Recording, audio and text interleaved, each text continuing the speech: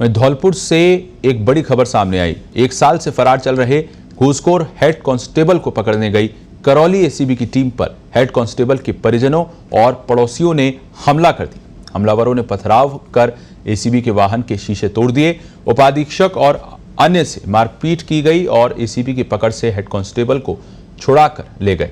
इस संबंध में उपाधीक्षक की ओर से धौलपुर के निहालगंज थाने में मामला दर्ज करवाया गया है। निहालगंज थाना प्रभारी बाबूलाल ने यह बताया कि एसीबी करौली के उपाधीक्षक अमर सिंह ने मामला दर्ज कराया कि घूसखोरी के एक मामले में हेड कांस्टेबल विनोद शर्मा फरार चल रहा है। मुखबिर से सूचना मिली थी कि वो धौलपुर स्थित अपने घर पर आया हुआ है। इस पर हेड कांस्टेबल के घर दबिश दी गई। एसीबी की टीम ने हेड कांस्टेबल को पकड़ लिया और वाहन में बिठा लिया।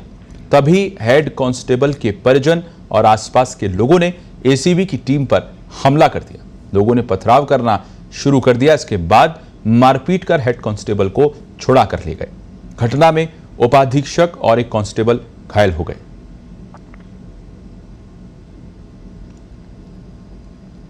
टीम एक पुराने प्रकरण में हेड कांस्टेबल विनोद शर्मा को ढूंढने के लिए धौलपुर आई थी। जब एसीबी टीम ने विनोद शर्मा के घर पर दबिश दी और विनोद शर्मा को पकड़ा तो विनोद शर्मा के परिजनों ने और अड़ोसी पड़ोसियों ने विनोद शर्मा को एसीबी टीम से छुड़ा लिया और विनोद एसीबी टीम के साथ धक्का मुक्की और मारपीट की। इसमें ये बताया गया है कि पथराव हुआ उन पर। हाँ, परिजनों ने और आस पड़ोसियों ने पथराव किया है, जिसमें एसीबी टीम की जीप क्षतिग्रस्त हो गई, सरकारी वाहन, जिस पर प्रकरण पंजीबद्ध कर उसमें 3 PDPP सरकारी संपत्ति नष्ट करने का धारा पंजीबद्ध की गई है।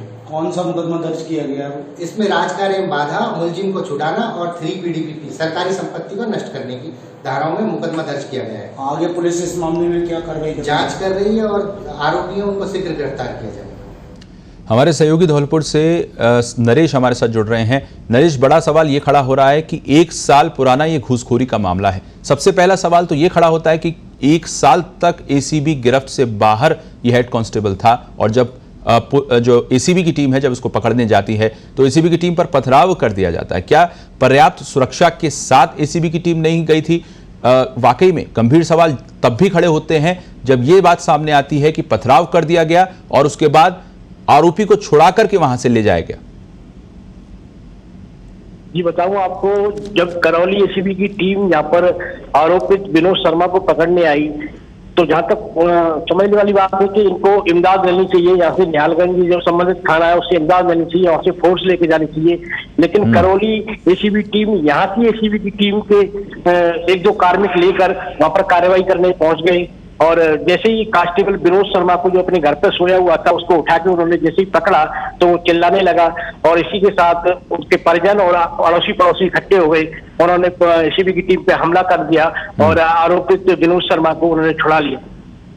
नरेश, बड़ा सवाल ये भी खड़ा होता है कि क्या पहले से इन परिजनों को और पड़ोसियों को ये इत्तला हो गई थी?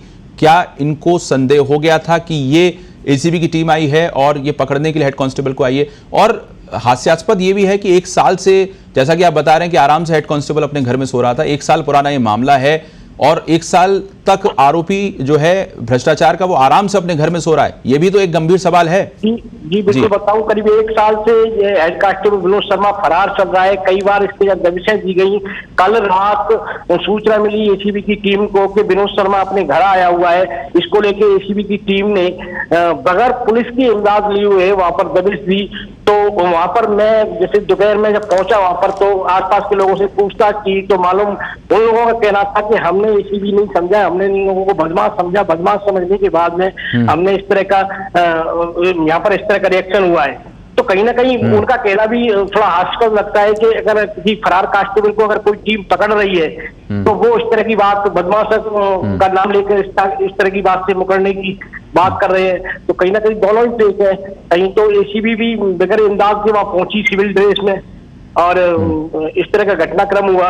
उसके बाद में घायल हुए करौली सीओ अमर सिंह और 3 कार्मिक भी घायल हुए हैं जिनका हॉस्पिटल और मेडिकल कराया गया है और निहालगंज थाने में इसका मामला दर्ज हो चुका है। बिल्कुल नरेश, गंभीर मामला है क्योंकि पुलिसकर्मी भी घायल हुए हैं। पथराव इनकी गाड़ियों पर कर दिया गया। ऐसे में इस मामले में कितने आरोपियों के खिलाफ मामला दर्ज हुआ है? कितने लोग आरोपी बनाए गए हैं जिनके खिलाफ मामला दर्ज हुआ है? जी अभी परिजन और करीब 1 दर्जन लोगों के खिलाफ मामले की बात कर रही है निहालगंज थाना पुलिस, और उसके बाद में कुछ आरोपियों को और जोड़ा जाएगा इसमें जांच के बाद। जी, धन्यवाद आपका नरेश, तमाम जानकारी देने के लिए।